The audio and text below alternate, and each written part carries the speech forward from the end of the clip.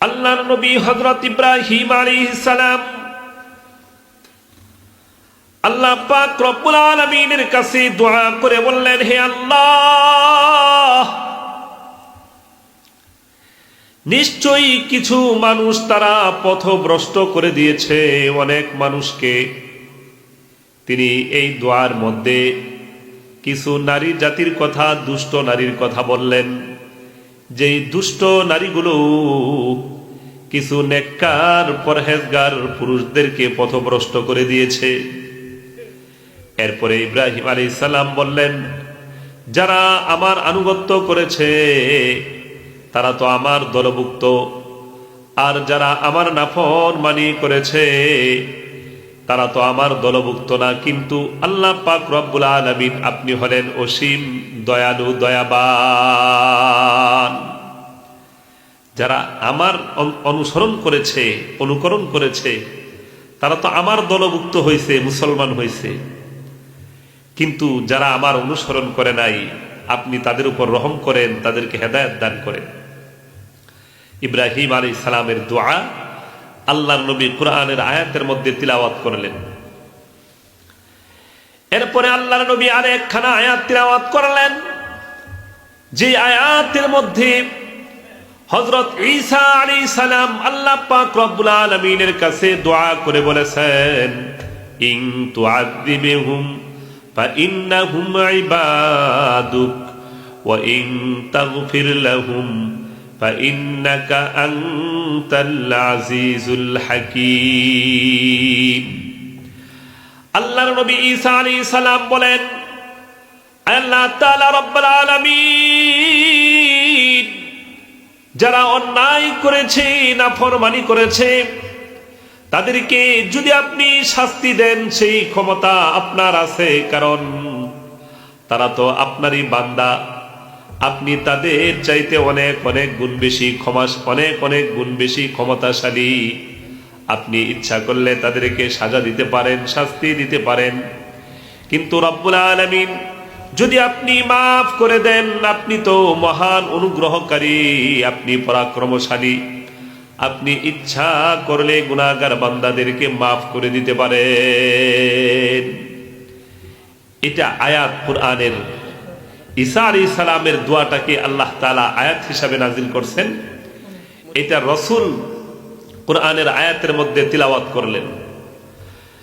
আমার মুসলমান ইমানদার ভাইরা, আমার আপনার নবী, বিশ্ব নবী সরওয়ারে দু আলম, তিনি যেই মাত্র হযরত ইব্রাহিম আলাইহিস সালামের এই দোয়াটা এবং হযরত ঈসা আলাইহিস সালামের এই দোয়াটা তিলাওয়াত করলেন, আল্লাহর নবীর চোখ থেকে পানি পড়তেছে। আল্লাহর নবী দরদর করে কান্না করছেন। আল্লাহ পাক রব্বুল আলামিন হযরত জিবরিল আলাইহিস সালামকে পাঠিয়ে দিলেন, জিবরাইল যাও খবর নাও, আমার পেয়ারা নবী সরওয়ারে দু আলম মুহাম্মাদুর রাসূলুল্লাহ, সবাই পড়েন না সাল্লাল্লাহু আলাইহি ওয়াসাল্লাম, একটু খবর লাগাও তিনি কেন কান্না করতেছেন, চোখ থেকে কেন পানি পড়তেছে। হযরত জিবরিল আলাইহিস সালাম দুনিয়ায় আসলেন, এসে জিজ্ঞেস করলেন, ইয়া রাসূলুল্লাহ, আল্লাহ পাক রব্বুল আলামিন আমাকে পাঠিয়েছেন, জানতে চেয়েছেন আপনি কেন কান্না করছেন, আপনার চোখ থেকে কেন পানি ঝরতেছে। আল্লাহর নবী, বিশ্ব নবী সরওয়ারে দু আলম বলেন, আরে আমার আগে দুইজন নবী, হযরত ইব্রাহিম আলাইহিস সালাম এবং হযরত ঈসা আলাইহিস সালাম, তারা দুইজন তাদের উম্মতের জন্য দোয়া করেছে। আমারও আমার উম্মতের কথা স্মরণ হয়েছে, এই জন্য আমি কাঁদতেছি যে আমার গুনাহগার উম্মতের কি অবস্থা হবে। রাসূল কান্না করতেছেন, আগের দুই নবীর কথা শুনছেন আর কান্না জুড়ে দিচ্ছেন। আল্লাহ পাক রব্বুল আলামিন হযরত জিবরিল আলাইহিস সালামকে পাঠিয়ে দিলেন, জিবরাইল জানায়া দাও আমার পয়গম্বরকে, আমি আল্লাহ পাক রব্বুল আলামিন আমার পয়গম্বরকে তার উম্মতের ব্যাপারে নিরাশ করব না। তার উম্মত যদি ক্ষমা চাই, আমি আল্লাহ পাক রব্বুল আলামিন তাদেরকে মাফ করে দেব। সুবহানাল্লাহ, মাফ করে দিবেন আমাদেরকে। তো মুহতারাম হাজরিন, রসুল এই উম্মতের ব্যথায় সদা সর্বদা ব্যথিত ছিলেন, উম্মতের জন্য রসুল কান্না করতেন। একদিন আম্মাজান হযরত আয়েশা রাদিয়াল্লাহু তাআলা আনহা তিনি বলেন যে রসুলের যেদিন চেহারাটা খুব হাসি খুশি থাকতো, চেহারাটা উজ্জ্বল থাকতো, আমি সেই দিনই আল্লাহর নবীর কাছে দোয়া চাইতাম। আম্মাজান আয়েশা রাদিয়াল্লাহু তাআলা আনহা বলেন, সেই ধারাবাহিকতায় আমি একদিন দেখতে পেলাম আমার নবী, আল্লাহর নবী সরওয়ারে দু আলম ঘরের মধ্যে এসেছেন, তার চেহারা হাসি খুশি উজ্জ্বল চেহারা। আমি বললাম, ইয়া রাসূল আল্লাহ, ইয়া হাবিব আল্লাহ, আপনি আমার জন্য দোয়া করেন। এই সময় আল্লাহর নবী সরওয়ারে দু আলম হযরত আয়েশা রাদিয়াল্লাহু তাআলা আনহার জন্য দোয়া করলেন। কি দোয়া করলেন? আল্লাহর নবী আয়েশা রাদিয়াল্লাহু তাআলা আনহার জন্য বললেন, আয় আল্লাহ, তুমি তোমার বান্দি আয়েশাকে মাফ করে দাও, আয়েশার জীবনের সমস্ত কবিরা সগীরা পিছনের গুনাহগুলো মাফ করে দাও। আয়েশা রাদিয়াল্লাহু তাআলা আনহা বলেন, আল্লাহর নবী এমন দোয়া করলেন, সেই দোয়াটা আমি শুনলাম, আর শুনে আমি মুস্কি মুস্কি হাসতে লাগলাম। বিশ্বনবী সরওয়ারে দু আলম আয়েশা রাদিয়াল্লাহু তাআলা আনহাকে ডাক দিলেন, হে আয়েশা, তুমি এইমাত্র আমার দোয়াটা শুনলে, আমার দোয়া শুনে তুমি কি খুশি হওনি? তোমার কি ভালো লাগেনি? আয়েশা বলেন, ইয়া রাসূলুল্লাহ, ইয়া হাবিবাল্লাহ, আপনি পয়গম্বর আমার জন্য দোয়া করেছেন, আমি কি খুশি না হয়ে পারি নাকি? আল্লাহর নবী ডাক দিয়ে বলেন, আয়েশা শোনো, আমি শুধু তোমার জন্য না, প্রত্যেক নামাজের পরে আমি আমার গোটা উম্মতের জন্য এই দোয়া করি যে আল্লাহ আমার উম্মতের জিন্দেগীর গুনাহ খাতাগুলো মাফ করে দাও। মুহতারাম হাজরিন, রসুল আমাদেরকে মোহাব্বত করতেন, ভালোবাসতেন, কথা বলেন ঠিক কিনা? এই কারণেই রসুল আমাদের জন্য এমন চমৎকার সুন্দর দোয়া করতেন যাতে আল্লাহ পাক রব্বুল আলামিন আমাদেরকে মাফ করে দেয়, আমরা কেউ যেন জাহান্নামী না হই। সদা সর্বদাই রসুল সেই ব্যথায় ব্যথিত, সেই বেদনা রসুলের ভিতরে রসুল কান্না করতেন উম্মতের জন্য, সুযোগ পেলেই আল্লাহর কাছে বলতেন, আল্লাহ তুমি আমার উম্মতকে মাফ করে দাও।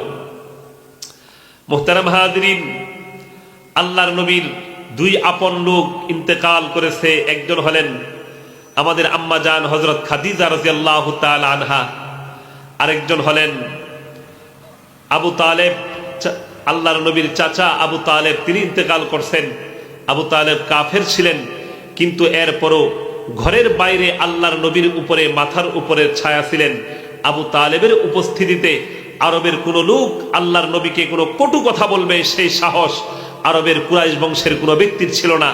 তো একই বছর অল্প কয়েকদিনের ব্যবধানে আল্লাহর নবীর ঘরের শান্তি হযরত খাদিজা রাদিয়াল্লাহু তাআলা আনহা, আর বাহিরের মাথার উপরে ছায়া চাচা আবু তালেব ইন্তেকাল করলেন। রসুলের মনটা খুব খারাপ। রসুল্লাহ চিন্তা করলেন যে মক্কার মানুষ তো আমার ধর্ম গ্রহণ করছে না, আমার দাওয়াত কবুল করছে না, তাহলে আমি যাই আমার দুধমা হযরত হালিমাতুস সাদিয়া রাদিয়াল্লাহু তাআলা আনহা, তার বাবার দেশ, আমার নানির ভিটা, সেই তায়েফের প্রান্তরে গিয়ে আমি তাদেরকে একটু দাওয়াত দেই, সম্ভবত তারা আমার দাওয়াত গ্রহণ করবে, ইসলাম কবুল করবে। তায়েফের মাটি বড় উর্বর ছিল, তায়েফ ছিল শস্য সমল এলাকা, ওখানে প্রচুর পরিমাণ ফসল উৎপন্ন হতো। আল্লাহর নবী চিন্তা করলেন ওখানকার মানুষ বড় ভালো, তারা হয়তোবা আত্মীয়তার দিকে লক্ষ্য করে আমার দাওয়াত কবুল করবে, আর তাদের মাটি যেহেতু নরম, তাদের মনটাও নরম হবে। এই চিন্তা করে আল্লাহর নবী তায়েফ গেলেন ইসলামের দাওয়াত নিয়ে। তো তায়েফের লিডার ছিল আমরের তিন ছেলে, আব্দে ইয়ালিল ইবনে আমর, হাবিব ইবনে আমর, মাসউদ ইবনে আমর। এই তিন ভাইয়ের কাছে আল্লাহর নবী ইসলামের দাওয়াত পেশ করলেন। তো সবচেয়ে বড় ভাই আব্দে ইয়ালিল ইবনে আমর, সে বলল যে আল্লাহ পাক তোমার কাছে যদি নবুয়ত পাঠিয়ে থাকে তাহলে অতি সত্বর কাবা শরীফ ধ্বংস হয়ে যাবে। জোরে করে বলেন নাউজুবিল্লাহ। এরপরে আসলেন মাসউদ ইবনে আমরের কাছে তাকে ইসলামের দাওয়াত দিলেন। সে বলল যে আল্লাহ আর কোনো লোক পাই নাই, তোমার কাছে ইসলামের দাওয়াত পাঠাইছে, তোমার কাছে নবুয়ত দিছে। সেও গ্রহণ করে নাই আল্লাহর নবীর কথা। এরপর আল্লাহর নবী সর্বশেষ গেলেন ছোট ভাই হাবিব ইবনে আমরের কাছে। সে বলল আমি তোমার সঙ্গে কথাই বলবো না, কারণ তুমি যদি সত্য নবী হয়ে থাকো তাহলে তোমার কথা গ্রহণ না করলে আল্লাহর পক্ষ থেকে আমার উপরে আযাব আসবে। আর তুমি যদি মিথ্যুক হয়ে থাকো তাহলে কোনো মিথ্যুকের সঙ্গে কথা বলা রুচিবান মানুষের স্বভাব নয়। রুচিবান মানুষ কোনো মিথ্যুকের সঙ্গে কথা বলতে পারে না। অতএব মিথ্যুক হলে তোমার সঙ্গে আরো আগে কথা বলবো না। আল্লাহর নবী খুব ব্যথিত হলেন। তারা তিনজন ছিল তায়েফের লিডার, তিন ভাই, কিন্তু তারা প্রত্যাখ্যান করলো। আল্লাহর নবী খুব ভারাক্রান্ত অবস্থায় তাদের থেকে সরে আসলেন। এরপরে আল্লাহর নবী আরো দাওয়াত দেওয়ার চেষ্টা করলেন, কিন্তু এই তিন ভাই যেহেতু লিডার, তারা আল্লাহর নবীর পিছনে তায়েফের দুষ্ট ছেলেদেরকে, উগ্র ছেলেদেরকে আল্লাহর নবীর পিছনে লেলিয়ে দিল, গোলামদেরকে লাগিয়ে দিল, আর বলে দিল যে এই লোকটা পাগল, তাকে তায়েফের মাটির থেকে বিতাড়িত করো, তায়েফের মাটির থেকে তাড়িয়ে দাও। তখন এই নেতাদের উস্কানি পেয়ে উগ্র ছেলেরা আল্লাহর নবীর শরীরে পাথর নিক্ষেপ করতে লাগলো। আমার মুসলমান ইমানদার ভাইরা, আমার আপনার নবী সরওয়ারে দু আলম, বিশ্ব নবী সরওয়ারে দু আলম, আল্লাহর নবীর গায়ের মধ্যে তায়েফের দুষ্ট ছেলেরা পাগল পাগল বলে তারা পাথর নিক্ষেপ করতে লাগলো। ও মুসলমান, আল্লাহর নবীর সঙ্গে আল্লাহর নবীর পালক সন্তান হযরত যায়েদ ইবনে উসামা রাদিয়াল্লাহু তাআলা আনহু সঙ্গে আছেন। আমার ভাইরা, হযরত যায়েদ ইবনে উসামা রাদিয়াল্লাহু তাআলা আনহু বলেন, যখন তায়েফের দুষ্ট লোকেরা আল্লাহর নবীর গায়ে পাথর নিক্ষেপ করছে, তখন আমি আল্লাহর নবীর একবার ডান পাশে, একবার বাম পাশে, একবার সামনে একবার পিছনে যাই, কিন্তু কয় দিক থেকে আমি ফিরাবো, তারা বৃষ্টির মতো আমার আপনার পয়গাম্বরের গায়ে পাথর নিক্ষেপ করতে লাগলো। আমার ভাইয়ের, আল্লাহর নবী সামনের দিকে হাঁটছেন আর পিছন থেকে দুষ্ট ছেলেরা পাথর নিক্ষেপ করে। আল্লাহর নবীর সঙ্গে থাকা উনার সফর সঙ্গী আদরের সন্তান হযরত যায়েদ ইবনে উসামা রাদিয়াল্লাহু তাআলা আনহু পাথর ফিরাবার চেষ্টা করেন, কিন্তু ফিরায় শেষ করতে পারেন না। আল্লাহর নবীর গায়ে সেই দুষ্ট লোকদের পাথর আঘাত করে আল্লাহর নবী সরওয়ারে দু আলম তিনি এই দুষ্ট লোকদের পাথরের আঘাতে রক্তে রঞ্জিত হয়ে যান। আমার ভাইরা, তায়েফ ছিল মক্কা থেকে ৭৫ কিলোমিটার দূরে। আল্লাহর নবী সরওয়ারে দু আলম রক্তাক্ত অবস্থায় ভারাক্রান্ত হয়ে তাদের কাছ থেকে ফেরত আসলেন। আর যখন আল্লাহর নবী ফেরত আসেন, বারবার আল্লাহর নবী গায়ের থেকে রক্তগুলো মুছতেছেন, রক্তগুলো মুছে ফেলতেছেন, কারণ আল্লাহর নবী চিন্তা করছেন, যদি আমার রক্ত জমিনের মধ্যে পড়ে তাহলে জমিনের মধ্যে ভূমিকম্প শুরু হয়ে যাবে। আল্লাহ পাক রব্বুল আলামিন তার পয়গম্বরের রক্ত জমিনের মধ্যে বরদাস্ত করবেন না। এরপরে মুসলমান, আল্লাহর নবী সেই তায়েফের প্রান্ত থেকে আস্তে আস্তে তিনি মক্কার উতবা সাইবাদের একটা বাগান ছিল, এটা ছিল মক্কা থেকে ৩ কিলোমিটার দূরে। এই বাগানে আল্লাহর নবী আশ্রয় গ্রহণ করলেন। এই বাগানের মধ্যে একজন খাদেম ছিল। আল্লাহর নবীর কাছে সেই খাদেমটা দৌড়ে আসলো। আল্লাহর নবী জিজ্ঞেস করলেন, তোমার নাম কি? সে নাম বলল। আল্লাহর নবী জিজ্ঞেস করলেন, তোমার বাড়ি কোথায়? সে বলল, আমার বাড়ি হলো নিনাওয়া নামক এলাকায়। আমার মুসলমান ভাইরা, আল্লাহর নবী বললেন, নিনাওয়া তো আমার ভাই, আমার এক নবী, আমার ভাই, নবী ভাই, তিনি হলেন হযরত ইউনূস আলাইহিস সালাম। হযরত ইউনূস আলাইহিস সালামের এলাকা হলো নিনাওয়া। যেই মাত্র সেই খাদেম আল্লাহর আরেক নবী হযরত ইউনূস আলাইহিস সালামের কথাটা শুনলো, খাদেম তখন চোখ বড় বড় করে আশ্চর্য হইয়া আল্লাহর নবীর দিকে তাকাইলো। খাদেম কয়, আপনি আমাদের এলাকার নবী, সেই নিনাওয়া এলাকার নবী ইউনূস ইবনে মাত্তাকে কেমন করে চিনেন?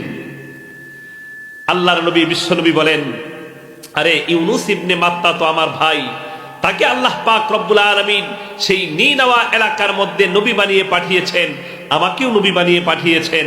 তখন সেই খাদেম তার ভিতর থেকে ভক্তি আসলো, সে আল্লাহর নবীর জন্য বাগানের আঙ্গুর চিপে এক গ্লাস শরবত নিয়ে আসলো। আল্লাহর নবী তার কাছ থেকে সেই শরবতটা পান করে একটু ক্লান্তি দূর করার চেষ্টা করলেন। মুহতারাম হাজিরিন, এই সময় আল্লাহর নবীর কাছে আসমান থেকে দুই ফেরেশতা এসে হাজির।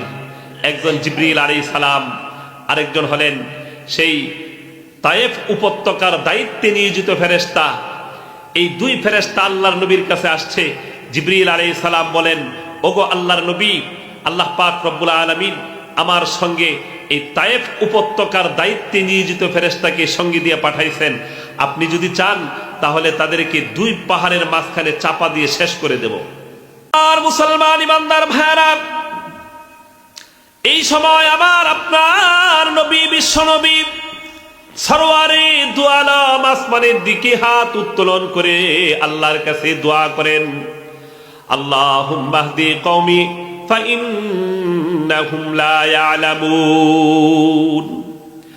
আল্লাহ তাআলা রব্বুল আলামিন, আমার জাতি গোষ্ঠী হলো তায়েফের মানুষ, তারা বুঝতে পারে নাই, তারা আমাকে চিনতে পারে নাই। আল্লাহ গো, আপনি তাদেরকে হিদায়াত দিয়ে দেন, আপনি তাদেরকে ধ্বংস করবেন না। রব্বুল আলামিন, আমি আশা করি তাদের থেকে এমন লোক পয়দা হবে যারা নিজেরা হেদায়েত প্রাপ্ত হবে, হেদায়েতের বাণী নিয়ে ইথারে ইথারে ঘুরে বেড়াবে। ও মুসলমান, একটু খেয়াল করেন, আল্লাহর নবী রক্তাক্ত হইলেন, পাথরের আঘাত খেলেন, এরপরও জাতির ধ্বংসের জন্য বদদুয়া করেন। কথা বলেন, যদি সেই দিন আল্লাহর নবী অনুমতি দিতেন তাহলে আকাশ থেকে আগত ফেরেশতা জিবরিল আলাইহিস সালাম এবং তার সঙ্গে থাকা এই উপত্যকার দায়িত্বে নিয়োজিত ফেরেশতা দুইজনে মিলে এই তায়েফবাসীকে দুই পাহাড়ের মাঝখানে রেখে চাপ দিয়ে তাদেরকে হালাক করে দিত। কিয়ামত পর্যন্ত কোনো ফসল টসল মানুষ কিছুই সেই মাটির মধ্যে জন্ম নিত না। আল্লাহর নবী পারতেন কি পারতেন না? কিন্তু করেন নাই কেন? উম্মতের প্রতি মহাব্বত, দরদ, ভালোবাসা। কথা বলেন ঠিক কিনা? আল্লাহর নবী সেই দিন বদদুয়া দেন নাই, তাদের হেদায়েতের জন্য দোয়া করলেন। ও মুসলমান, এরপর আল্লাহর নবী মক্কায় আসলেন। নবীর মনটা খুব খারাপ। আল্লাহ পাক রব্বুল আলামিন তার হাবিবের চেহারার দিকে তাকাইয়া মন খারাপের দিকে লক্ষ্য করে সরাসরি আসমানে ডাকলেন। হযরত জিবরিল আলাইহিস সালাম আল্লাহর নবীকে এসে বললেন, ওগো আল্লাহর নবী, আপনাকে আল্লাহ তাআলা সালাম দিয়েছে এবং দাওয়াত দিয়েছে। জোরে করে বলেন সুবহানাল্লাহ। ও মুসলমান, এরপর আল্লাহর নবী সাত আসমান জমিন সব ভেদ করে কোথায় চলে গেলেন? আরশে আজিমে। আল্লাহ পাক রব্বুল আলামিন সেই বিবরণ দিয়েছেন, ফাকানা কাবা কাউসাইনি আও আদনা। আমার মুসলমান ভাইরা, আল্লাহ পাক রব্বুল আলামিন তার পয়গম্বরকে আরশে আজিমে নিয়ে গেলেন। আরশে আজিমের মধ্যে আল্লাহ পাক রব্বুল আলামিন এবং তার পয়গম্বরের মাঝখানের দূরত্ব হলো একটা ধনুকের দুই মাথা। একটা ধনুকের মধ্যে তীর মারে যেই ধনুক, এই ধনুকের দুই মাথার মধ্যে যেই দূরত্ব, আল্লাহ পাক রব্বুল আলামিন এবং তার পয়গম্বরের মধ্যে সেই দূরত্ব। কথা বলেন না সুবহানাল্লাহ। আমার ভাইরা, আল্লাহ পাক রব্বুল আলামিনের সামনে গিয়ে আল্লাহর নবী, বিশ্ব নবী সরওয়ারে দু আলম পাঠ করলেন, আল্লাহর প্রশংসা করলেন, গুণ কীর্তন করলেন এবং নিজেকে সমর্পণ করে দিয়ে আল্লাহর নবী বললেন, আত্তাহিয়াতু লিল্লাহি ওয়াসসালাওয়াতু ওয়াত-তাইয়্যিবাত। আমার ভাইরা, আল্লাহর নবী আল্লাহ পাক রব্বুল আলামিনের উদ্দেশ্যে বললেন, আয় আল্লাহ তাআলা, আমার জবানের দ্বারা, আমার জিহ্বার দ্বারা, আমার মুখের দ্বারা যত বন্দিগি হতে পারে, ও মুসলমান, মুখের দ্বারা আমরা যত ইবাদত করি, বন্দিগি করি, সবগুলোর মধ্যে আল্লাহর প্রশংসা করি, আল্লাহর নবী বললেন, আমার জবানের দ্বারা যত গুণ কীর্তন হতে পারে, যত ইবাদত হতে পারে, ওগো আল্লাহ, সমস্ত ইবাদত, সমস্ত গুণ কীর্তন আপনার জন্য। আত্তাহিয়াতু লিল্লাহি ওয়াস সালাওয়াতু, ওগো রব্বুল আলামিন, আমার শরীরের সমস্ত অঙ্গ প্রত্যঙ্গ দিয়ে যত ইবাদত হতে পারে, যত বন্দিগি হতে পারে, সমস্ত বন্দিগি আপনার জন্য। আর সর্বশেষ বললেন, অত্তয়িবাত, আয় আল্লাহ তাআলা, আমার টাকা পয়সা অর্থনীতি দিয়ে যত ইবাদত বন্দিগি হতে পারে, সমস্ত ইবাদত বন্দিগি আপনার জন্য। জুড়ে বলেন সুবহানাল্লাহ। এই সময় আল্লাহ পাক রব্বুল আলামিন তার পয়গম্বরের এই নিবেদন, এই আত্মত্যাগের বিনিময়ে আল্লাহ পাক রব্বুল আলামিন উত্তর দিয়ে বলেন, আসসালামু আলাইকা আইয়ুহান নাবিয়্যু ওয়া রাহমাতুল্লাহি ওয়া বারাকাতুহু। আমার ভাইরা, আল্লাহ পাক রব্বুল আলামিন বলেন, ওগো আমার পয়গম্বর, আমার নবী, আমার মুহাব্বতের নবী, আমার হাবিব, আপনার উপরে আমার পক্ষ থেকে শান্তি বর্ষিত হোক, আপনার উপরে আল্লাহ পাক রব্বুল আলামিনের রহমত বর্ষিত হোক, আল্লাহর পক্ষ থেকে বরকত নাজিল হোক। ও মুসলমান, এবার লক্ষ্য করার বিষয় হলো, যেই মাত্র আল্লাহ পাক রব্বুল আলামিন তার নবীকে শান্তির বার্তা দিচ্ছেন, তার নবীকে রহমত বরকতের বার্তা দিচ্ছেন, এই সময় আল্লাহর নবী, বিশ্ব নবী সরওয়ারে দু আলমের মনে পড়ে গেল, আরে দুনিয়ার বুকে আমার এক ঘুমন্ত উম্মতকে আমি রেখে এসেছি, আমার এক উম্মত দুনিয়ার মধ্যে আছে, আমার উপরে আল্লাহ পাক রব্বুল আলামিন শান্তি দিচ্ছেন, রহমত দিচ্ছেন, বরকত দিচ্ছেন, আমি কেন এই মুহূর্তে আমার উম্মতকে ভুলে যাব? আমার উম্মতকে আমি এই রহমত, বরকত আর শান্তির মধ্যে শামিল করে নেই। সেজন্য আল্লাহর নবী ডাক দিয়ে বলেন, আসসালামু আলাইনা ওয়া আলা ইবাদিল্লাহিস সালিহিন। আমার মুসলমান ভাইরা, আল্লাহর নবী, বিশ্ব নবী ওই মুহূর্তে আল্লাহ পাক রব্বুল আলামিনের সামনে বসা, নিজের মাহবুবের সামনে বসা, সারা পৃথিবীর খালেক, মালিক, আসমান জমিনের সৃষ্টিকর্তা আল্লাহ পাক রব্বুল আলামিনের সামনে বসা, সেই আল্লাহ তার হাবিবের উপরে, তার নবীর উপরে রহমত বর্ষণ করতেছেন, শান্তির বাণী শোনাচ্ছেন, বরকতের ঘোষণা দিচ্ছেন। ওই সময় আল্লাহর নবী ডাক দিয়ে বলেন, আল্লাহ, এই রহমত, বরকত, শান্তি শুধু আমার জন্য না, বরং আমাদের উপরে, আমাদের সকলের উপরে, এবং আমার উম্মতের যারা নেককার, পরহেজগার, মুত্তাকি বান্দা বান্দিরা আছে, তাদের উপরেও। জুড়ে বলেন না সুবহানাল্লাহ। আল্লাহর নবী সেই আরশে আজিমে বসেও আমাকে আপনাকে ভুলেন নাই। জুড়ে বলেন না সুবহানাল্লাহ। এজন্য কবি বলছেন, মাওলা মেরা আকা মেরা, মাওলা মেরা আকা মেরা, রহমত কা নবী হাই,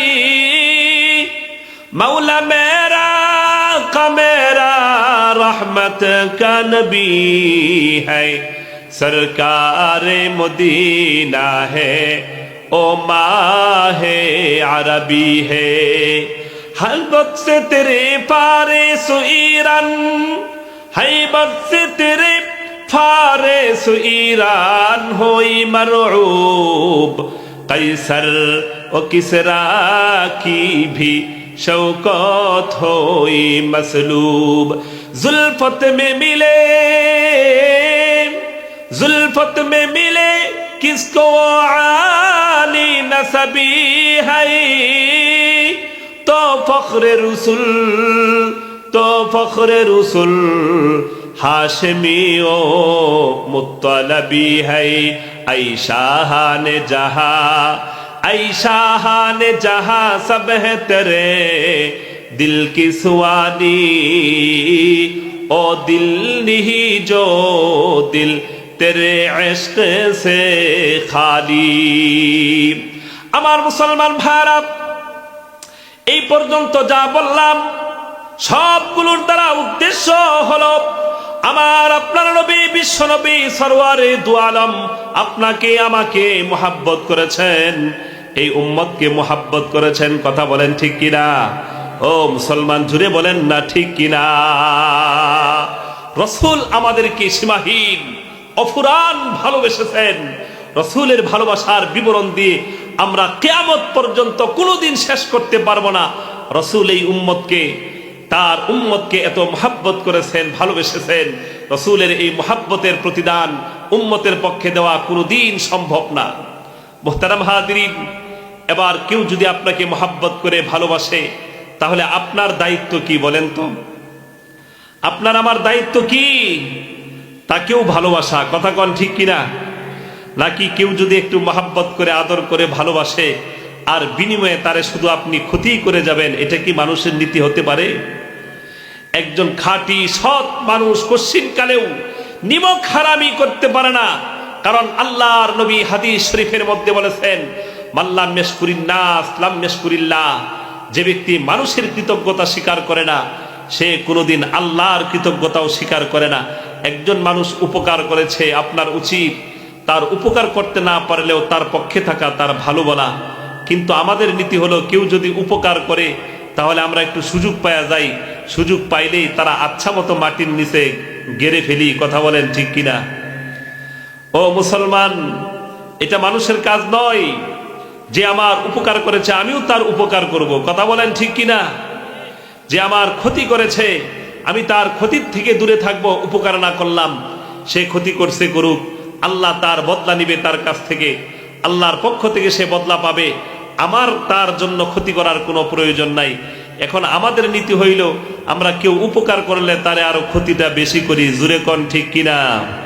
ও মুসলমান, যা হোক, আল্লাহ পাক রব্বুল আলামিন কোরআনে বলে দিয়েছেন, হাল জাযাউল ইহসানি ইল্লাল ইহসান। যে ব্যক্তি আপনার উপকার করে, ইহসান করে, তার প্রতিদান ইহসানি হওয়া উচিত, তার প্রতিদান উপকারী হওয়া উচিত, তার ক্ষতি করা উচিত নয়।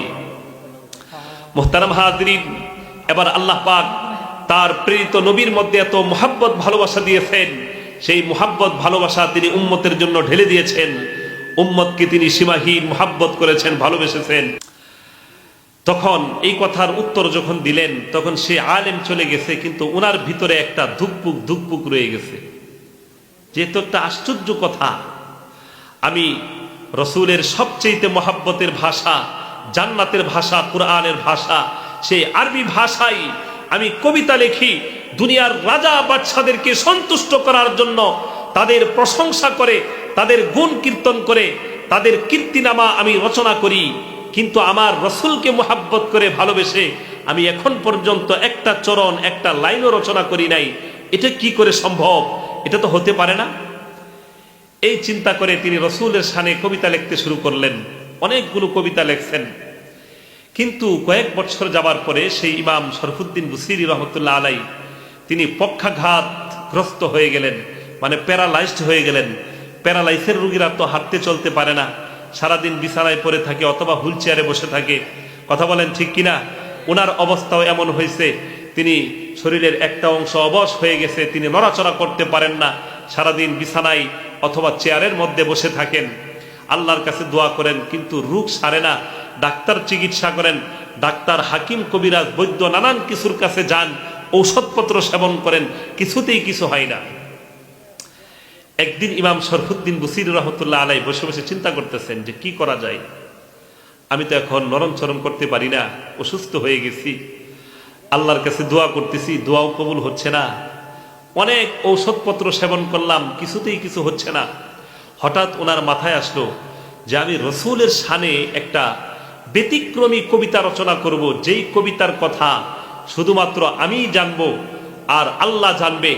দুনিয়ার আর কোনো মানুষের কাছে আমি রসুলের সেই মান মর্যাদার বিবরণ দিয়ে যেই কবিতা রচনা করব, এটা আমি দুনিয়ার কোনো মানুষের কাছে প্রকাশ করব না। ওই কবিতা রচনা করার পরে আমি কবিতা পাঠ করে রাত্রিবেলায় আল্লাহর কাছে দোয়া করব। তো আল্লাহর রসুলের দোহাই দিয়া তিনি কি করবেন? আল্লাহর কাছে দোয়া করবেন। এই ধরনের চিন্তা, যেই চিন্তা সেই কাজ। তিনি কবিতা লিখতে শুরু করলেন।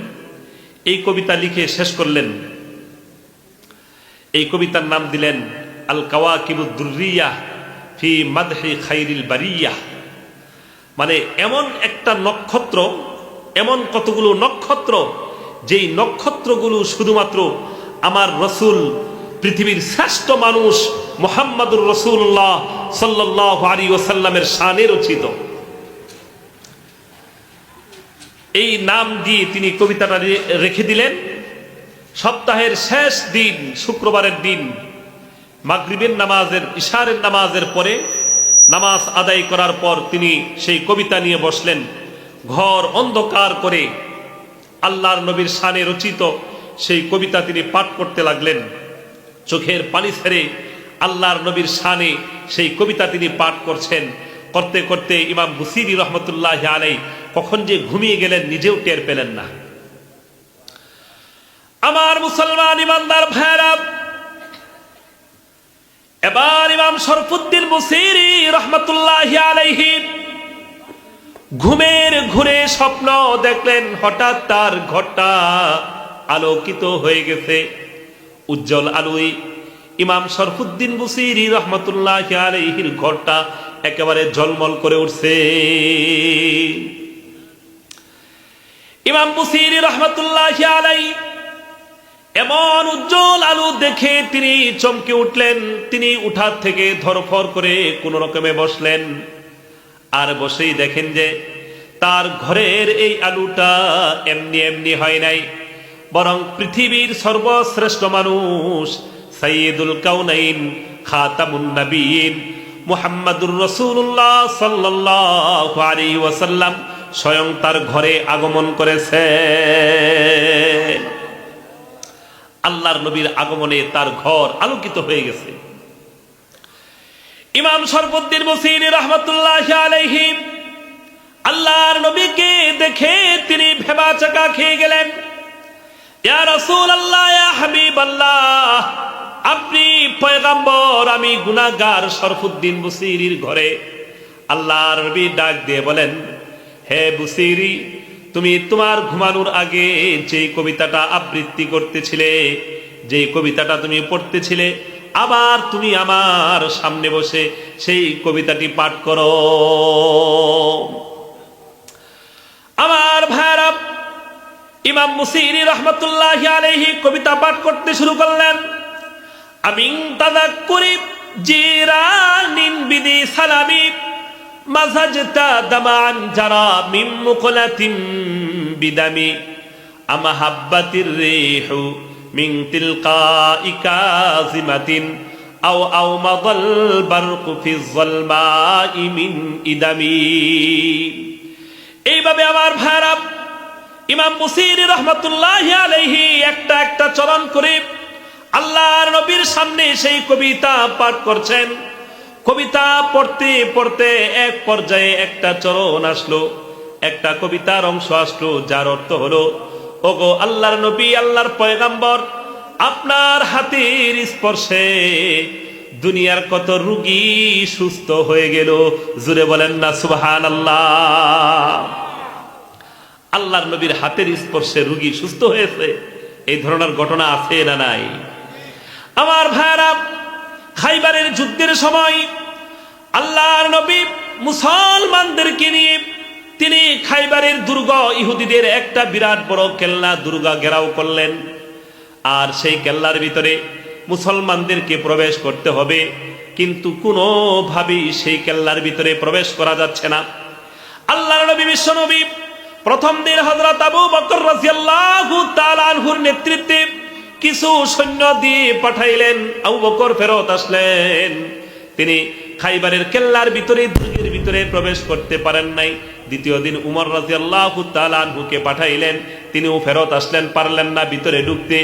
শেষ দিন, 2 দিনের পর আল্লাহ দুনিয়া আলীর চোখের মধ্যে লাগায় দিলেন। সঙ্গে সঙ্গে আলীর চোখ মৃত্যুর আগ পর্যন্ত সুস্থ হয়ে গেছে। এই জন্য আমার ভাইয়েরা, ইমাম শরফুদ্দীন বুসিরি রাহমাতুল্লাহি আলাইহি কবিতার মধ্যে চরণ লিখেছেন, ওগো আল্লাহর নবী, দুনিয়ার কত রোগী, কত অসুস্থ মানুষ আপনার হাতের ছোঁয়া পেয়ে সুস্থ হয়ে গেছে। এই কবিতা যখন পাঠ করলেন, তখনই আল্লাহর নবীর গায়ের মধ্যে একটা চাদর ছিল, ইয়ামানি চাদর, সাদা একটা চাদর।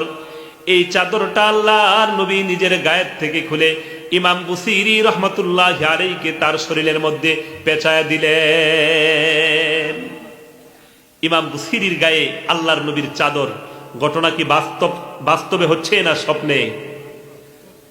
স্বপ্নে ইমাম বুসিরি কি দেখতেছেন?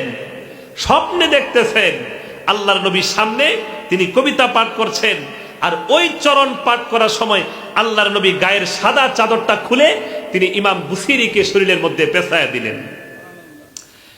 এরপর আমার ভাইয়েরা, ইমাম বুসিরি রহমতুল্লাহ আলাইহির ঘুম ভেঙে গেল। তিনি দেখেন ঘরের মধ্যে কোনো আলো নাই, আল্লাহর নবী ঘরের মধ্যে নাই, কারণ তিনি তো স্বপ্নে দেখেছেন, থাকবেন কি করে। কিন্তু মুসলমান, আশ্চর্যের ঘটনা হলো ইমাম বুসিরি রহমতুল্লাহ আলাইহি জাগ্রত হয়ে দেখেন শরীরের মধ্যে আল্লাহর নবীর দেওয়া সেই ইয়ামানি সাদা চাদরখানা বিদ্যমান রয়েছে। সাদা চাদরটা আছে। এবার ইমাম বুসিরি রহমতুল্লাহ আলাইহি অনুভব করলেন আল্লাহর নবীর চাদরখানা যতক্ষণ ধরে গায়ের মধ্যে এসেছে, আর কোনো শরীরের মধ্যে অসুস্থতা নাই, শরীরের মধ্যে কোনো রোগ নাই। জুড়ে বলেন না সুবহানাল্লাহ। ইমাম বুসিরি রহমতুল্লাহ আলাইহি চিরদিনের জন্য একদম সুস্থ হয়ে গেলেন। এখন তো সুস্থ, হাঁটতে পারেন, চলাফেরা করতে পারেন, আর কোনো অসুবিধা নাই। এবার আর ঘুমালেন না। রাত্রিবেলায় উঠে তাহাজ্জুদের নামাজ আদায় করলেন, ফজরের নামাজ আদায় করলেন। ফজরের পরে ইমাম বুসিরি রহমতুল্লাহ আলাইহি ঘর থেকে বের হইয়া হাঁটতে শুরু করলেন। এখন হাঁটতেছেন, এই সময় উনার এক বন্ধু, তিনি যেমন আল্লাহর অলি, তার আরেক আল্লাহর অলির সঙ্গে দেখা। সেই অলির নাম হইল শেখ আবু রাজা রহমতুল্লাহ আলাইহি। আবু রাজা ডাক দিয়া কয়, হে ইমাম বুসিরি, আমাকে রসুলের শানে যে কবিতাটা রচনা করছো এটা একটু শোনাও। ইমাম বুসিরি কয়, কবিতা তো অনেক লিখছি, তো আপনি কোনটা শুনতে চান? আমার ভাইরা, এই সময় শেখ আবু রাজা রহমতুল্লাহ আলাইহি ডাক দিয়ে বলেন, হে ইমাম বুসিরি, তোমার সেই কবিতা খানা আমি শুনতে চাই, যে কবিতার শুরুর অংশটা হলো আমিন তাজাক্কুরি জিরানিন বিদি সালামি মাজাজতা দামান যারা মিন মুকলাতিম বিদামি আমহাব্বাতির রিহু মিন তিলকাই কাযিমাতিন আও মাদাল বারকু ফিল যালমাই মিন ইদামি। আমার ভাইরা, ইমাম বুসিরি রহমতুল্লাহ আলাইহি শেখ আবু রাজা রহমতুল্লাহ আলাইহির জবানে কবিতার এই দুইটা লাইন শুনে তিনি আশ্চর্য হয়ে গেলেন। তিনি মনে মনে বলেন, ভাই, তিনি ডাক দিয়ে বলেন, ও ভাই, আমি তো দুনিয়ার কোনো মানুষকে আমার এই কবিতার কথা আজ পর্যন্ত কোনোদিন বলি নাই, আমি কাউকে দুনিয়ার কোনো মানুষকে আমার এই কবিতা শোনাই নাই, তাহলে আপনি কেমন করে আমার এই কবিতার সন্ধান পাইলেন? শেখ আবু রাজা রহমতুল্লাহ আলাইহি ডাক দিয়ে বলেন, হে ইমাম বুসিরি, গত রাত্রে তুমি যখন আমাদের প্রিয় হাবিব সরওয়ারে দু আলম আল্লাহর নবীকে এই কবিতা খানা পাঠ করে শোনাইতেছিলে, ওই সময় শুধু আল্লাহর নবী শুনেন নাই, বরং আল্লাহ পাক রব্বুল আলামিন সারা পৃথিবীর সমস্ত ওলি আউলিয়া গাউস কুতুব সবাইকে তোমার ঘরের চারপাশে আল্লাহ রব্বুল আলামিন হাজির করে দিয়েছেন। এই কারণে শুধু তুমি একা না, তোমার এই কবিতার কথা সারা পৃথিবীর সমস্ত ওলি আউলিয়া গাউস আবদাল সবাই জানে। এখন কবিতার নাম ছিল আগে আল কাওয়াকিবুদ দুররিয়া, এখন নাম হয়ে গেছে কাসিদাতুল বুরদা। বুরদা শব্দের অর্থ হল চাদর। আল্লাহ পাক রব্বুল আলামিন তার পয়গম্বরের চাদর তার নিকট পৌঁছাইয়াছেন। এই কবিতার মাধ্যমে কবিতা পাঠ করলো, আর আল্লাহর নবী স্বপ্নে তাকে চাদর পৌঁছাইয়া দিল। এখন এই কবিতার নামই হয়ে গেছে চাদরের কবিতা। জুড়ে বলেন না সুবহানাল্লাহ। ও মুসলমান, লাভ হয়েছে না ক্ষতি হয়েছে? রসুলকে মোহাব্বত করে সে সুস্থ হয়ে গেল। আল্লাহ পাক রব্বুল আলামিন তাকে চিরদিনের মতো সুস্থ করে দিলেন, আর সে অসুস্থতা তার শরীরের মধ্যে থাকলো না। এটা আল্লাহর নবীকে মুহাব্বতের কারণে, আল্লাহর রসুলকে ভালোবাসার কারণে। এই ধরনের ভালোবাসার প্রয়োজন আমাদের আছে না নাই? ও মুসলমান, এজন্য আল্লাহ পাক রব্বুল আলামিন আমাদেরকে নির্দেশনা দিয়েছেন যে তোমরা রসুলের অনুসরণ করো। ইয়া ফাআমিনু বিল্লাহি ওয়া রাসূলিহিন নাবিয়্যিল উম্মিয়্যিল্লাযী ইউমিনু বিল্লাহি ওয়া কালিমাতিহি ওয়াত্তাবিউহু লাআল্লাকুম তাহতাদুন। আমার মুসলমান ইমানদার ভাইরা, আল্লাহ পাক রব্বুল আলামিন তার পয়গম্বরের প্রতি ঈমান আনার জন্য বলেছেন, এবং কুরআনুল কারীমের অনেক আয়াতের মধ্যে যেখানে আল্লাহ রব্বুল আলামিন তার স্বয়ং আল্লাহকে অনুসরণের জন্য বলেছেন, ওই আয়াতের মধ্যে আল্লাহর নামের সঙ্গে রসুলকে অনুসরণের জন্য বলেছেন। আল্লাহ রব্বুল আলামিন বলেন, وَأَطِيعُوا اللَّهَ وَالرَّسُولَ وَأَطِيعُوا اللَّهَ وَالرَّسُولَ لَعَلَّكُمْ تُرْحَمُونَ। ও দুনিয়ার মানুষ, তোমরা আল্লাহ পাক রব্বুল আলামিনের অনুসরণ করো, সেই সাথে আমার নবী, আল্লাহর রসুলের অনুসরণ করো। যদি আল্লাহর অনুসরণ করো, আল্লাহর নবীর অনুসরণ করো, তাহলে তোমাদেরকে দয়া করা হবে। আর এক আয়াতের মধ্যে আসছে তোমরা হেদায়েত পেয়ে যাবে। অতএব জীবনে অনুসরণ কাকে করতে হবে? আল্লাহর নবীকে। কথা বলেন ঠিক কিনা? অনুসরণ হবে একমাত্র কার? আল্লাহর নবীর অনুসরণ হবে, মুহাব্বত হবে আল্লাহর নবীর প্রতি সবচাইতে বেশি, নাকি নিজের নেতা, লিডার, রাজনৈতিক দলকে বেশি মুহাব্বত করবেন? কাকে মুহাব্বত করতে হবে? আল্লাহর নবীকে অনুসরণ করতে হবে। আল্লাহর নবীর বিরুদ্ধচারণ করা যাবে না। আল্লাহর নবীর সঙ্গে কোনোভাবেই কখনো কোনো অবস্থাতেই বেয়াদবি করা যাবে না। আমার মুসলমান ভাইরা, আল্লাহর নবীর সামনে হযরত সাহাবায়ে কেরাম একটু উঁচু আওয়াজে কথা বলেছেন। একটু আল্লাহর নবীর চাইতে সাহাবায়ে কেরামের আওয়াজটা একটুখানি উঁচু হয়ে গেছে। আল্লাহ রব্বুল আলামিন হযরত সাহাবায়ে কেরামের আওয়াজটা যে উঁচু হলো, এই জিনিসটাও আল্লাহ পছন্দ করেন নাই। জোরে বলেন না সুবহানাল্লাহ। আল্লাহ রব্বুল আলামিন বলেন, ইয়া আইয়ুহাল্লাযীনা আমানু লা তারফাউ আসওয়াতাকুম ফাওকা সাওতিন নবী ওয়ালা তাজহারু লাহু বিল কওলি কাজহারি বা'দিকুম লিবা'দিন আন তাহবাতা আ'মালুকুম ওয়া আনতুম লা তাশউরুন। আল্লাহ রাব্বুল আলামিন বলেন, হে দুনিয়ার মুমিন মুসলমানেরা, তোমরা আমার নবীর আওয়াজের চাইতে আওয়াজকে উঁচু করো না। আমার নবীর চাইতে তোমাদের আওয়াজ যেন উঁচু না হয়, এবং তোমরা আমার নবীর চাইতে উঁচু আওয়াজে কথাও বলবা না। ও মুসলমান, আল্লাহর নবীর কাছে আরবের বাইরে থেকে একটা গোত্র আগমন করেছে। সেই গোত্রের লোকদেরকে আল্লাহর নবী কিছুদিন দিন ধর্ম শিক্ষা দিলেন। এবার তারা ফেরত যাবে। এই ফেরত যাবার সময় আল্লাহর নবীর নিয়ম হলো তাদের মধ্য থেকে একজনকে তিনি আমির বানায়া দেন। সে আমির তাদেরকে নিয়ে ফেরত যায়। নিজের এলাকায় গিয়ে তারা ধর্মকর্ম পালন করে, তারা যাকাতের টাকা উসুল করে। ইসলামের নতুন কোনো বিধান আগমন করলে সেই আমির সাহেব তার লোকদেরকে জানায়া দেন। এটা ছিল আল্লাহর নবীর নিয়ম। এবার সেই গোত্রের লোকদেরকে আল্লাহর নবী সরওয়ারে দু আলম তাদের এলাকায় ফেরত পাঠাবেন। এই সময় দুইজন সাহাবী, একজন আবু বকর রাদিয়াল্লাহু তাআলা আনহু আর একজন ওমর রাদিয়াল্লাহু তাআলা আনহু, এই দুইজন মানুষ তারা নিজেদের মত প্রকাশ করলেন। কিন্তু ব্যাপার হলো এই, আল্লাহর নবী এখন পর্যন্ত তাদের কাছে মতামত জানতে চান নাই। তারা নিজেদের মধ্য থেকেই নিজের মত প্রকাশ করছেন। আর মত প্রকাশ করতে গিয়ে দুইজনের নাম বলেছেন, তখন তাদের আওয়াজটা একটু উঁচু হয়ে গেছে। যাদের আওয়াজ উঁচু হয়েছে তিনি হলেন নবীর পরে শ্রেষ্ঠ মানুষ দুনিয়ার বুকে হযরত আবু বকর, আরেকজন শ্রেষ্ঠ মানুষ হযরত উমর রাদিয়াল্লাহু তাআলা আনহু। এই দুইজনই আল্লাহর নবীর শ্বশুর, কথা কোন ঠিক কিনা? এই দুইজনের আওয়াজ নবীর চাইতে একটুখানি উঁচু হয়ে গেছে।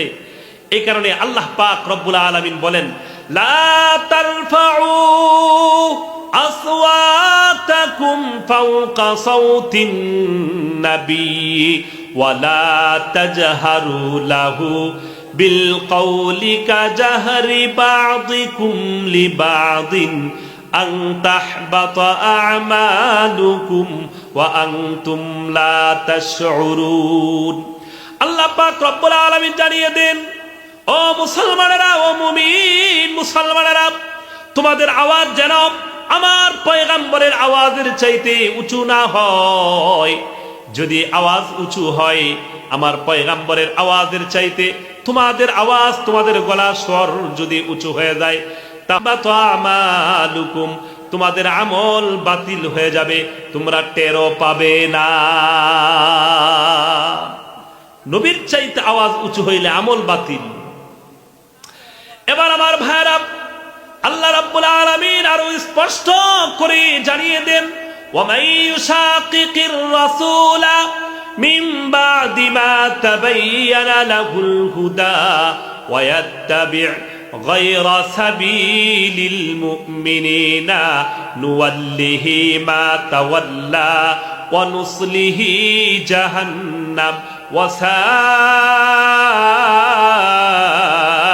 সাআত মাসীরা।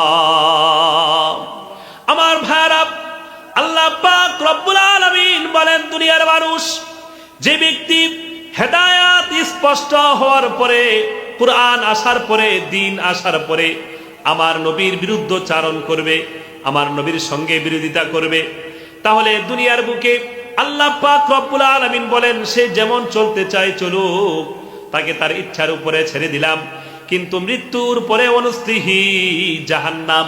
আমার রসূলের বিরুদ্ধচারণ করার কারণে, আমার রসূলের বিরোধিতা করার কারণে তাকে জাহান্নামে আমি অবশ্যই অবশ্যই পৌঁছাইয়া দিব। সেই জাহান্নাম কতই না নিকৃষ্ট। ও মুসলমান, এজন্য রসূলকে মুহাব্বত করা, অনুসরণ করা আমাদের জন্য আবশ্যক করে দিয়েছেন কে? একটু জোরে বলেন, কে করছেন?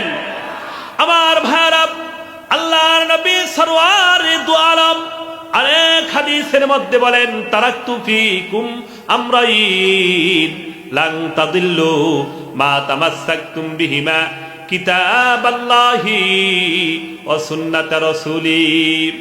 আল্লাহর নবী বলেন, দুনিয়ার মুমিন মুসলমানেরা, আমার উম্মতেরা, আমি তোমাদের জন্য দুইটা জিনিস রেখে গেলাম, যতদিন পর্যন্ত এই দুই জিনিসের তোমরা অনুসরণ করবে, কখনো কশ্চিনকালেও তোমরা পথভ্রষ্ট হবে না। একটা জিনিসের নাম হলো আল্লাহর কালাম, একটা জিনিসের নাম হলো কিতাবুল্লাহ কুরআন, আর একটা জিনিসের নাম হলো আমি পয়গম্বরের সুন্নত। জুড়ে বলেন সুবহানাল্লাহ। আমার ভাইরা, এবার কিছু মানুষ আছে এমন যারা সরাসরি আল্লাহর নবীর সঙ্গে বেয়াদবি করে, আল্লাহর নবীর সঙ্গে বেয়াদবি করে, আল্লাহর নবীর মর্তবা ক্ষুণ্ণ করে, আল্লাহর নবীর মর্যাদার উপরে আঘাত করে, নবীর সঙ্গে বেয়াদবি করে। এমন মানুষ আছে না নাই? ও মুসলমান, নবীর সঙ্গে বেয়াদবি করে এই ধরনের কোন কুলাঙ্গার যদি কোন মুসলমানের সামনে পড়ে, সেই মুসলমানের জন্য এটা ফরজ হয়ে যায়, আল্লাহর নবীর শানে যেই কুলাঙ্গার বেয়াদবি করেছে তাকে সঙ্গে সঙ্গে হত্যা করা হবে। কথা বলেন ঠিক কিনা? এটা আল্লাহ পাক ফরজ করে দিয়েছেন এই উম্মতের উপরে, যে নবীর শানে বেয়াদবি করলে কোনোভাবেই তার রেহাই নাই, তার রক্ষা নাই, তাকে আর ছাড় দেবার কোনো সুযোগ নাই, তাকে হত্যা করেই ফেলতে হবে। কিন্তু আশ্চর্যের ব্যাপার হলো মুসলমান, এই আমরা নবীর চাইতে বেশি মহাব্বত করি রাজনৈতিক দলকে। কথা বলেন ঠিক কিনা? ও মুসলমান, এমন ঘটনা পূর্বে ঘটেছে যে একজন মানুষ নবীকে গালি দিছে, ইমানদার মুসলমানেরা তার বিরুদ্ধে আইনি ব্যবস্থা নেওয়ার জন্য মিছিল করেছে। যারা মিছিল করেছে পুলিশ তাদেরকে ভিডিও ফুটেজ দেখে দেখে গ্রেফতার করেছে, তাদের বিরুদ্ধে আইনি উদ্যোগ নেওয়া হয়েছে যারা মিছিল করছে তাদের বিরুদ্ধে। আর যে বেয়াদবি করছে তারা ছাড় দিছে, সম্পূর্ণরূপে ছাড়। অপরদিকে একজন মানুষ প্রধানমন্ত্রীকে গালি দিছে, একটা মাত্র গালি দিছে, সঙ্গে সঙ্গে তার 7 বছরের জেল হয়ে গেছে। কিন্তু আল্লাহর নবীকে গালি দিছে, কোনো ধরনের পানিশমেন্ট আর শাস্তির ব্যবস্থা ওই সময়কার রাষ্ট্রপ্রধান গ্রহণ করে নাই। উল্টা যারা আন্দোলন করেছে তাদেরকে পাকড়াও করেছে। কথা বলেন ঠিক কিনা? ও মুসলমান, উল্টা হয়ে গেছে। অথচ আল্লাহর নবীর জিন্দেগিতেই এমন ইতিহাস আছে, আল্লাহর নবীর সামনে বেয়াদবি করছে, আল্লাহর নবী ফোর্স পাঠিয়ে দিচ্ছেন যে যাও, সে আল্লাহকে এবং তার রসুলকে কষ্ট দিচ্ছে, তার ব্যবস্থা করে আসো, তাকে হত্যা করে আসো। ও মুসলমান, স্পষ্ট হাদিস, বুখারী শরীফের বর্ণনা। আল্লাহর নবী একদিন বললেন, এক ইহুদি মদিনার, তার নাম হইল কাব ইবনে আশরাফ। আল্লাহর নবী একদিন কাব ইবনে আশরাফের ব্যাপারে বললেন, মান লি কাব ইবনে আশরাফ ফাইন্নাহু আযাল্লাহ ওয়া রাসূলা। কে কাব ইবনে আশরাফের বিরুদ্ধে ব্যবস্থা গ্রহণ করবে? কাব ইবনে আশরাফ আল্লাহকে এবং তার রাসূলকে কষ্ট দিচ্ছে। মুসলমান, এই ঘটনা কি? ঘটনা হলো এই, যখন ইসলামের প্রথম যুদ্ধ বদর সংগঠিত হলো, বদর যুদ্ধে মক্কার সমস্ত মাথাগুলা কাটা গেল। কথা বুঝছেন তো আপনারা? মাথা কাটা দেওয়ার অর্থ কি? মারা গেছে। মক্কার বিখ্যাত কাফের আবু জেহেল, উতবা, সাইবা, এই ধরনের লিডার যারা ছিল, সব লিডার সহ মোট 70 জন মারা গেছে। আল্লাহ পাক রব্বুল আলামিন মুসলমানদেরকে বিজয় দান করলেন। আপনারা কি বিরক্ত হচ্ছেন? আমার পরে আরো বক্তা আছে, কথা কোন ঠিক কিনা? তো মুসলমানদেরকে বিজয় দান করলেন। এই খবরটা শুনতে মদিনায় থাকা এক বিখ্যাত ধনী ব্যক্তি, ইহুদি কুলাঙ্গার, কিন্তু মদিনার গোত্রপতি, অনেক সম্পদশালী ব্যবসায়ী, এবং আল্লাহ পাক রব্বুল আলামিন তাকে খুব সুন্দর চেহারাও দিয়েছিলেন। তার নাম হইল কাব ইবনে আশরাফ। তার চেহারা যেমন সুন্দর ছিল, তার মধ্যে যোগ্যতা দক্ষতাও ছিল। সে খুব সুন্দরভাবে কবিতা রচনা করতে পারত। তো যখন সে এই সংবাদটা শুনলো যে বদরের যুদ্ধে মুসলমানদের বিজয় হয়েছে, মক্কার কাফের মুশরিকরা মারা গেল, তখন সে বলে যে এই সংবাদ যদি সত্য হয়ে থাকে তাহলে জমিনের উপরের চাইতে জমিনের নিচের জগতই বেশি ভালো। তার মানে হইল বাচ্চা থাকার চাইতে মরে যাওয়া ভালো। কথা বুঝছেন তো? আরো কিছুক্ষণ সে অপেক্ষা করলো। অপেক্ষা করার পর সে বুঝতে পারলো না, ঘটনা সত্য। মক্কার যারা লিডার ছিল, কাফের যারা মক্কার নেতৃত্ব দিত, সবাই মুহাম্মদ এবং তার সাথীদের হাতে, সবাই পড়েন সাল্লাল্লাহু আলাইহি ওয়াসাল্লাম, তার সাথীদের হাতে মারা গেছে। এই ঘটনা সত্য। তখন সে আল্লাহর নবীকে নিয়ে, সাহাবাই কেরামকে নিয়ে, সাহাবাই কেরামের স্ত্রীদেরকে নিয়ে নোংরা নোংরা নানান ভাষায় নবীকে কষ্ট দিয়ে আল্লাহর ব্যাপারে নানান মন্তব্য করে সে কবিতা রচনা করলো। এই পর্যন্ত করে ক্ষান্ত হলো না সে। এই পর্যন্ত করে সে ক্ষান্ত হলো না। সে একটা ঘুরাই সওয়ার হয়ে মক্কার দিকে রওনা দিল। মক্কায় গিয়ে তখন আল্লাহর নবীর চাচা, যিনি পরবর্তীতে ইসলাম গ্রহণ করছেন, হযরত আবু সুফিয়ান রাদিয়াল্লাহু তাআলা আনহুকে পাইল। আবু সুফিয়ানের কাছে সে বলল যে যারা মারা গেল তাদের জন্য আমার খুব ব্যথা হচ্ছে, কষ্ট হচ্ছে, তোমরা আবার প্রস্তুতি নাও, তাদের বিরুদ্ধে যুদ্ধ করতে হবে, অস্ত্র ধরতে হবে। এই সময় আবু সুফিয়ান তাকে একটা প্রশ্ন করলো, আচ্ছা ভাই বলেন তো, আপনি এটা বলেন যে মুহাম্মদ সত্য ধর্মের উপরে সে বেশি হেদায়েত প্রাপ্ত নাকি আমরা বেশি হেদায়েত প্রাপ্ত? তখন সে নির্দ্বিধায় বলে যে অবশ্যই অবশ্যই তোমরা বেশি হেদায়েত প্রাপ্ত। আল্লাহ পাক রব্বুল আলামিন তার এই কথার বিরুদ্ধে আয়াত নাযিল করছেন, আলাম তারা ইলাল্লাযীনা উতু নাসীবাম মিনাল কিতাবি ইদআউনা ইলা কিতাবিল্লাহ। এই জাতীয় একটা আয়াত আল্লাহ পাক রব্বুল আলামিন এই কাব ইবনে আশরাফের বিরুদ্ধে নাযিল করলেন। এরপরে সে ক্ষান্ত হলো না, সে আবার মদিনায় চলে গেল। ওখানে গিয়েও সে আবার কবিতা রচনা করতে শুরু করলো। এখন তার এই কবিতার রচনার মাধ্যমে আল্লাহর নবীকে সে গালিগালাজ করে, ইসলাম ধর্মের নানান কুৎসাসে রটনা করে বানিয়ে বানিয়ে। তখন আল্লাহর নবী একদিন সাহাবায়ে কেরামের সামনে এসে বললেন, মান লি কাব ইবনে আশরাফ ফাইন্নাহু আযাল্লাহ ওয়া রাসূলা। কাব ইবনে আশরাফের ব্যবস্থা কে গ্রহণ করবে? সে আল্লাহ এবং তার রাসূলকে কষ্ট দিচ্ছে। তখন কয়েকজন সাহাবী দাঁড়ায় গেলেন, এক নাম্বার দাঁড়াইলেন মুহাম্মদ ইবনে মাসলামা রাদিয়াল্লাহু তাআলা আনহু, তারপরে দাঁড়াইলেন আবু নায়লা, তারপর দাঁড়াইলেন হাব্বাদ ইবনে বিশর। এই ধরনের 5-6 জন সাহাবায়ে কেরাম দাঁড়ায় গেলেন। আল্লাহর নবী তাদের মধ্যে মুহাম্মদ ইবনে মাসলামাকে লিডার বানাইলেন। আর মুহাম্মদ ইবনে মাসলামা তখন বলল, ইয়া রাসূলুল্লাহ, আমরা কাব ইবনে আশরাফের ব্যবস্থা নেব, তার আগে আপনার কাছ থেকে একটা জিনিসের অনুমতি চাই, আমরা কাব ইবনে আশরাফকে একটু ধোঁকা দেব। আল্লাহর নবী বললেন, তোমাদের জন্য অনুমতি আছে। জোরে বলেন না সুবহানাল্লাহ। ধোঁকা দেওয়ার কোনো ব্যবস্থা সুযোগ ইসলাম ধর্মে নাই, কিন্তু সেই দিন আল্লাহর নবী তাকে অনুমতি দিচ্ছেন। এবার মুহাম্মদ ইবনে মাসলামা প্রথম দিন কাব ইবনে আশরাফের বাড়ির সামনে গেল, গিয়ে বলল যে ভাই একটু কথা ছিল। কি কথা? যে ওই লোকটা আমাদেরকে খুব কষ্ট দিচ্ছে। কোন লোকটা? মুহাম্মদ সাল্লাল্লাহু আলাইহি ওয়াসাল্লাম। যে তিনি, আমরা তার ধর্ম গ্রহণ করছি, এখন তিনি আমাদের কাছে সদকা চান, যাকাতের কথা বলেন। তখন কাব ইবনে আশরাফ হাসি মুখে বলে, তোমাদের জন্য আরো কষ্ট অপেক্ষা করছে।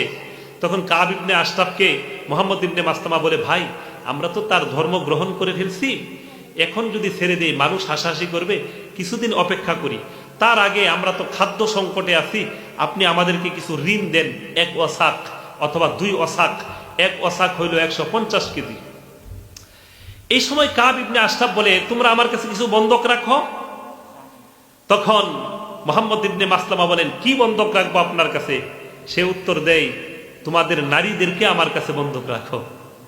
জোরে বলেন না নাউজুবিল্লাহ। তখন মুহাম্মদ ইবনে মাসলামা বলেন যে ভাই আপনার চেহারা যে সুন্দর, আমরা নারীদেরকে আপনার কাছে বন্ধক রাখতে ভয় পাই। তখন সে বলে, তাহলে তোমার ছেলেদেরকে, তোমাদের ছেলেদেরকে আমার কাছে বন্ধক রাখো। মুহাম্মদ ইবনে মাসলামা বলেন, ছেলেদেরকে যদি এই সামান্য পরিমাণ খাদ্যের জন্য আপনার কাছে বন্ধক রাখি, তাহলে ভবিষ্যতে আমার ছেলেরা চেহারা দেখাইতে পারবে না, তার বন্ধু বান্ধব পাড়া প্রতিবেশী তারা তাদেরকে গালি দিবে যে তোমাদেরকে বন্ধক রাখা হয়েছিল খাবারের জন্য। তাহলে কি বন্ধক রাখা যায়? ও মুসলমান, আরবের মানুষদের কাছে তখন তাদের অস্ত্র শস্ত্র, তরবারি, বল্লম এগুলো খুব প্রিয় জিনিস ছিল, খুব মহাব্বতের জিনিস ছিল, এগুলো তাদের জীবনের অন্যতম গুরুত্বপূর্ণ অবলম্বন ছিল। তখন মুহাম্মদ ইবনে মাসলামা বললেন যে আমরা আমাদের অস্ত্রগুলো আপনার কাছে বন্ধক রাখবো। বলল ঠিক আছে, নিয়ে এসো। এরপরে উনি ফেরত আসলেন। এবার গেলেন আবু নায়লা রাদিয়াল্লাহু তাআলা আনহু। আবু নায়লা ছিলেন সেই কাব ইবনে আশরাফের দুধ ভাই, কিন্তু আল্লাহর নবীর সাহাবী, নবীকে কষ্ট দেয়, এজন্য দুধ ভাই হইলেও তার রেহাই নাই। এর একমাত্র কারণ হলো যে আমার আপনার নবী মুহাম্মদুর রাসূলুল্লাহ সাল্লাল্লাহু আলাইহি ওয়াসাল্লামকে যেই কুলাঙ্গার কষ্ট দিবে, সে আমার ভাই হলেও রেহাই পাবে না। কথা বলেন ঠিক কিনা? আল্লাহর নবী তখন সাহাবীদের জন্য দোয়া করলেন, আল্লাহ গো, এই সমস্ত সাহাবায়ে কেরামের চেহারাটা তুমি আনন্দিত করে দাও। সঙ্গে সঙ্গে ওই সমস্ত সাহাবায়ে কেরামরা বলেন, ইয়া রাসূলুল্লাহি ওয়া আফরাহা উজুহাত, ইয়া রাসূলুল্লাহ আপনার চেহারাটাও আল্লাহ পাক রব্বুল আলামিন আলোকিত করে দেন। মাওলা মেরা আকা মেরা রহমত কা নবী है, सरकार मदीना है, ओ माहे अरबी है, ऐशाहान जहां, ऐशाहान जहां, सब है तेरे दिल की सुवाली, ओ दिल नहीं जो दिल हो तेरे इश्क से खाली। ও মুসলমান, মোহাব্বত কাকে করবো? রসুলকে। কথা বলেন ঠিক কিনা? আল্লাহ পাক আমাদের